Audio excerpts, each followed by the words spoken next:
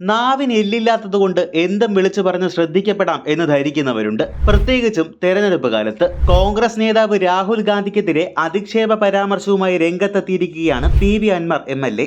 പേരിനൊപ്പമുള്ള ഗാന്ധി എന്ന പേര് കൂട്ടി ഉച്ചരിക്കാൻ പോലും യോഗ്യതയില്ലാത്തയാളായി രാഹുൽ മാറിയെന്നാണ് അൻവർ പറഞ്ഞത്. മുഖ്യമന്ത്രി പിണറായി വിജയനെ കേന്ദ്ര സർക്കാർ ഇതുവരെ ജയിലിലാക്കാത്തത് എന്തുകൊണ്ടാണെന്ന് രാഹുൽ ഗാന്ധിയുടെ പ്രസ്താവനയോട് പ്രതികരിക്കുകയായിരുന്നു അൻവർ. രാഹുൽ ഗാന്ധിയുടെ DNA പരിശോധിക്കണമെന്നും അൻവർ ആരോപിച്ചു. പാലക്കാട് എടത്തനാട്ടുകര LDF കമ്മിറ്റി സംഘടിപ്പിച്ച തെരഞ്ഞെടുപ്പ് റാലിയിലായിരുന്നു അധിക്ഷേപം. കോഴിക്കോട് മുഖ്യമന്ത്രി പിണറായി വിജയനെതിരെ നടത്തിയ പരാമർശത്തിന് മറുപടിയായാണ് അൻവറിന്റെ അധിക്ഷേപം.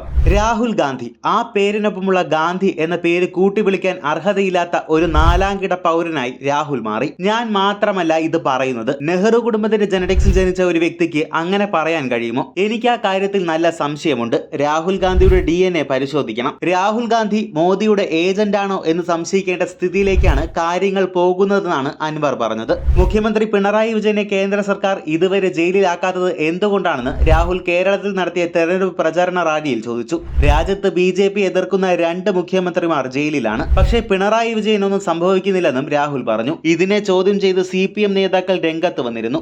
ശൈലജ ടീച്ചറുമായി ബന്ധപ്പെട്ട വിവാദങ്ങൾക്ക് പിന്നാലെയാണ് CPM പുതിയ വിവാദത്തിന് തിരികൊളുത്തിയത്. 1942 ഫിറോസ് ഗാന്ധിയുമായുള്ള ഇന്ദിരാ പ്രിയദർശിനി നെഹ്റുവിന്റെ വിവാഹത്തിലൂടെയാണ് നെഹ്റു കുടുംബം ഗാന്ധി പേര് സ്വീകരിക്കുന്നത്. രാഷ്ട്രീയക്കാരനായ ഫിറോസിന് മഹാത്മാഗാന്ധിയോടുള്ള സ്നേഹം കൊണ്ട് ഗാന്ധി എന്ന പേര് ഗാന്ധി എന്നാക്കി മാറ്റുകയായിരുന്നു. പിന്നീട് ഇന്ദിര ആ കുടുംബ പേര് സ്വീകരിക്കുകയായിരുന്നു. അതാണ് പിന്നീട് രാഹുൽ ഗാന്ധി വരെ എത്തി നിൽക്കുന്നത്.